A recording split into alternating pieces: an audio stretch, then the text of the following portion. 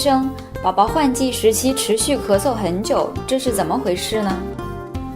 对这种反复的咳嗽，实际一般怎么也得有2周以上，否则也谈不上反复的连续的这样的一个咳嗽。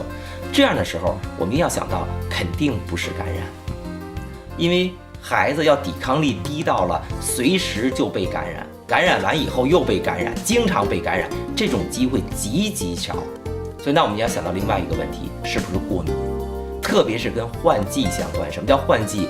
可能我们的环境的一些的漂浮物会变，可能的家里的环境会变，甚至我们因为环境变以后导致的食物的等等会变，都有可能。所以对这种反复的持续的咳嗽，要想到是不是过敏。那我们怎么去确定过敏？有人说取个血查个过敏源不就很简单吗？实际呢，那取血查过敏源查什么呢？有人也未必能够查到。我们可以试验一下，我们给他用3天的抗过敏药物口服，如果症状明显见好，那我们就考虑过敏。